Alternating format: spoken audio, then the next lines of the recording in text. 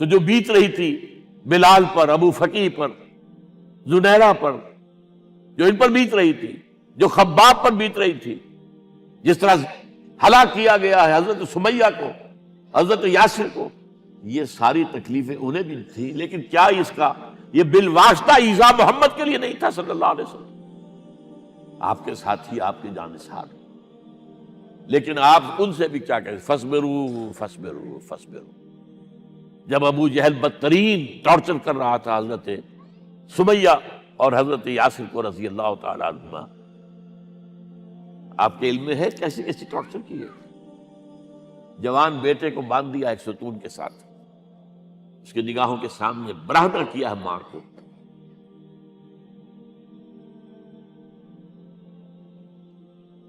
ہاتھ میں ایک مورتی ہے،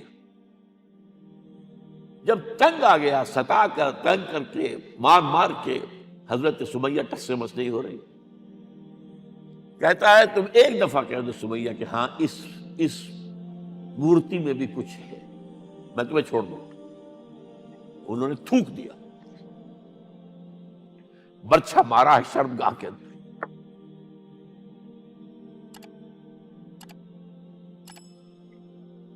کتنی تکلیف پہنچی ہوگی ان کو،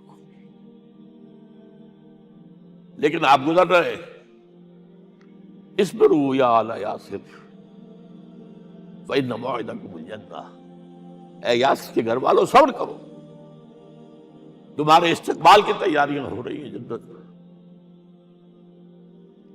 یہ سیرت کوئی بناتا سناتا ہے، یہ سیرت۔ یاسر کے ساتھ کیا کیا ہے؟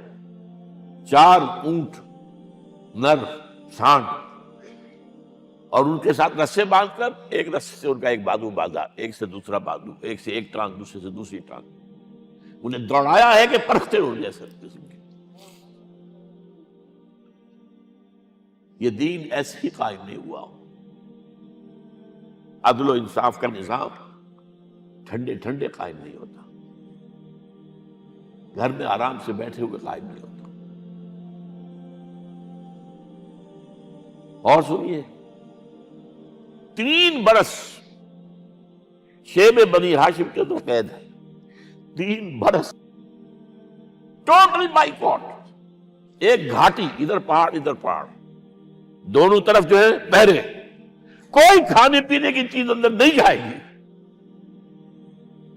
اور پورا خاندان بنی ہاشم، وہ بھی کہ جو ایمان نہیں لائے، وہ قبائلی زندگی تھی نا۔ بنو ہاشم چونکہ حضور کو پشت پناہی چھوڑنے کو تیار نہیں ہوئے، ابو طالب نے آخری وقت تک بھی ساتھ نہیں چھوڑا۔ ہاں، آخری وقت کے قریب ایک بات ہو گئی تھی، ایک مرتبہ تو ہوا کہ وفد آیا ہے قریش کا کہ اپنے بھتیجے کو روک لو، وہ ہمارے معبودوں کی توہین کرتا ہے۔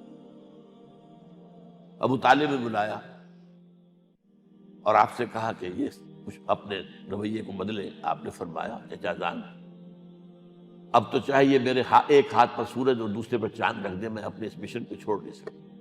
اور ابو طالب کے عین انتقال کے وقت جو معاملہ ہوا، جب وفد آیا ہے کہ ٹھیک ہے اب ہمارا جو ہے صبر کا پیمانہ لبریز ہو گیا ہے، اب ٹھیک ہے آ جاؤ میدان میں، تم بھی ساتھ چھوڑنے کو تیار نہیں ہو۔ ابو طالب نے بلایا اس کو، بھتیجے مجھ پر اتنا بوجھ نہ ڈالو جو میں برداشت نہ کر سکوں۔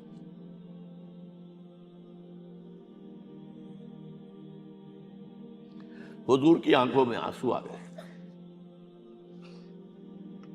چچا جان، اب تو یا یہ بات پوری ہوگی یا میں اپنے آپ کو ختم کر دوں، اسی میں ختم ہو جائے۔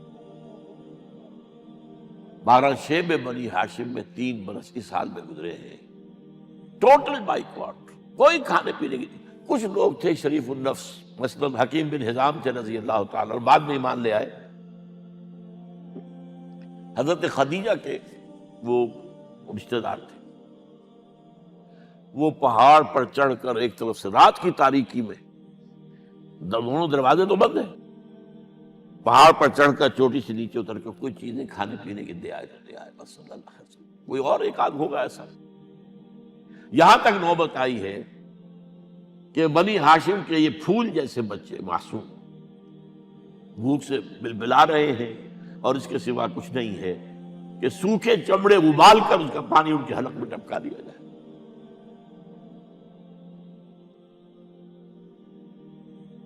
اور جو ہوا وادی طائف میں،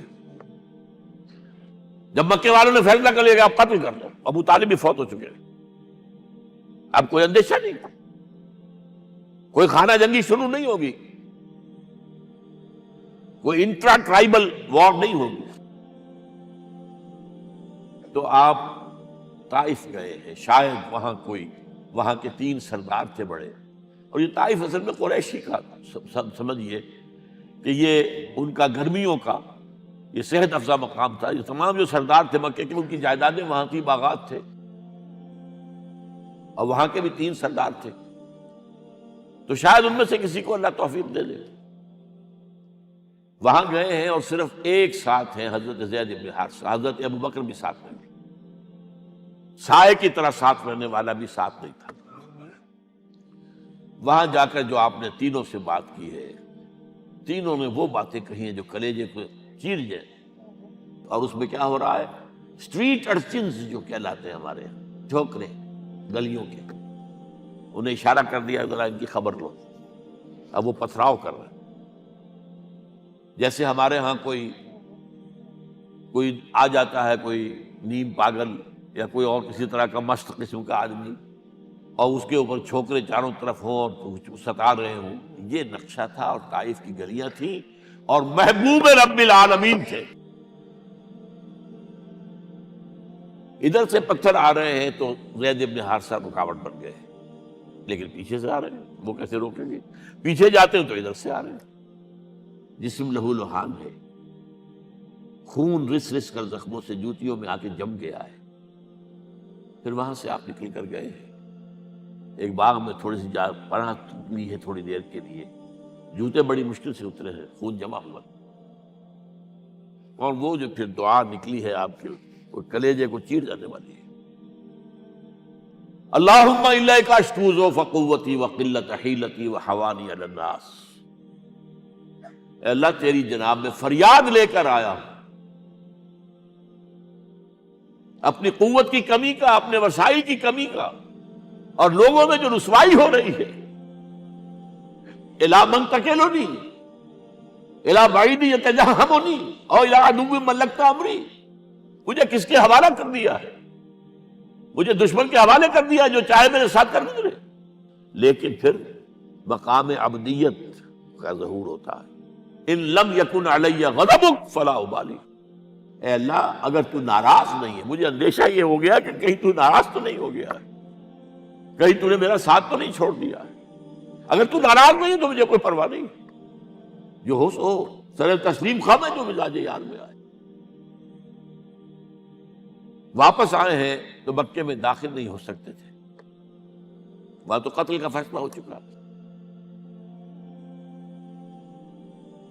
بہرحال یہ چند باتیں میں نے آپ کو بتائی، باقی تو یہ کہ غار ثور ہے کیسی کیسی، اور پھر غزوہ بدر سے پہلے کی رات ہے، اور وہ آپ کا زندگی کا طویل ترین سجدہ ہے۔ اس میں جہاں تک یہ الفاظ بھی آپ نے کہہ دیا، اللہ اگر کل یہ جو 313 یہاں جمع ہیں اگر یہ ختم ہو گئے تو پھر قیامت تک تیرا نام لینے والا کوئی نہیں ہوگا، میں آخری رسول اور میری یہ 15 برس کی کمائی ہے۔ اس وقت کہا حضرت ابو بکر نے، وہ پہریدار کی حیثیت سے کھڑے تھے، کہ حسبک حسبک حضور بس کیجئے بس کیجئے۔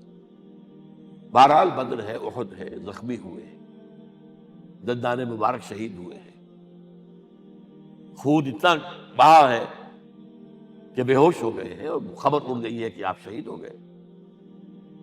یہ سب کچھ، اور سب سے بڑھ کر حمزہ کی لاش سامنے آئی۔ کیسی لاش؟ ناک کٹی ہوئی ہے، کان کٹے ہوئے، پیٹ چاک کر کے کلیجہ چبایا ہوا ہے۔ کس طرح برداشت کیا ہوگا آپ نے؟ اپنے اوپر طاری کر کے دیکھیں، یہ حمزہ کون ہے؟ چچا ہے، دودھ شریک بھائی ہے، خالہ کا بھائی ہے، ساتھ کا کھیلا ہوا ہمجولی ہے، اور اس کی لاش ہے۔ جو قلب اطہر پر بیت رہی تھی وہ مدینے میں آ کر ایک بڑا ماحول بدلا ہوا تھا، تب وہ بات سامنے آ گئی. تو مختلف گھروں سے عورتوں کے بین کرنے کی آوازیں آ رہی تھی، اس لیے کہ اس وقت تک بین کرنا حرام نہیں قرار دیا گیا تھا، ممنوع نہیں تھا. آوازیں سن کر حضور کی زبان مبارک سے نکل گیا اما حمزہ تو فلا بواکی لہو، ہائے حمزہ کے لیے تو کوئی رونے والی بھی نہیں ہے. اس پر پھر صحابہ نے، انصار نے اپنے ہاں کی خواتین کو حضرت صفیہ کے یہاں بھیجا، وہ سگی بہن تھی، وہاں انہوں نے جا کے یہ بھی تعزیت کی بہن کی. غزوہ احزاب کا آپ نے سن ہی لیا، اسوہ رسول پر نہ معلوم کیا کیا باتیں لوگوں میں مشہور ہو گئی. وہ اسوہ کیا تھا؟ جب خندق کھودنے کا فیصلہ ہوا ہے تو خندق کھود رہی ہے، حضور بھی لگے ہوئے ہیں، بھاری بھاری پتھر اٹھا کر کندھے پر لا کر باہر پھینک رہے ہیں. پتھریلی زمین تھی، ایک پتھر کسی سے ٹوٹا نہیں تھا، تو حضور نے جو ہے 3 دفعہ جو اس کے اوپر ضرب لگائی تب ٹوٹا ہے. لیکن یہ کہ کئی دن کے فاقے ہو چکے تھے، کھانے کو کچھ نہیں، پورا محاصرہ تھا، 12,000 کا لشکر گھیرے ہوئے. یہاں تک کہ آپ کو معلوم ہے کہ گھروں کے اندر بیت الخلا تو نہیں ہوتے، باہر جاتے تھے قضاء، اس کا کوئی امکان نہیں. شدید ترین آزمائش جو ہوئی ہے اس کا نتیجہ ایک طرف یہ نکلا کہ منافقین کا نفاق ان کی زبانوں پر آ گیا. قرآن مجید میں ہے یہ انہی آیات میں، ما وعدنا اللہ ورسولہ الا غرورا، ہمیں تو اللہ اور اس کے رسول نے دھوکہ دے کے مروا دیا. ہم سے کہا تھا کہ قیصر و کسریٰ کے خزانے تمہارے قدموں میں آئیں گے، اور حال یہ ہے کہ اب رفع حاجت کے لیے باہر نہیں جا سکتے، کھانے کو کچھ نہیں. اس وقت کچھ صحابہ آئے ہیں حضور صلی اللہ علیہ وسلم سے، دیکھیے فاقے سے کمر دوہری ہوئی جا رہی ہے، ہم نے اپنے پیٹوں پر پتھر باندھے، چادروں کے ساتھ پتھروں کسا ہوا تاکہ کمر سیدھی رہے. حضور نے اپنا کرتا مبارک اٹھا کر دکھایا، 2 پتھر میں. یہ ہے اسوہ، یہ ہے آپ کی سنت، آپ کا اسوہ حسنہ. لیکن اس اسوہ حسنہ سے فائدہ کون اٹھا سکتا ہے؟ لقد کان لکم فی رسول اللہ اسوۃ حسنۃ لمن کان یرجو اللہ والیوم الآخر وذکر اللہ کثیرا. اسوہ تو اپنی جگہ ہے، قرآن میں ہدایت سب کے لیے، ھدی للناس، لیکن فائدہ اٹھائیں گے صرف متقین، ھدی للمتقین ہے سب کے لیے. اسوہ سب کے لیے ہے، لیکن استفادہ وہی کر سکے گا جو 3 شرطیں پوری کرے: اللہ اور یوم آخر پر ایمان، اور اللہ کا ذکر کثرت کے ساتھ.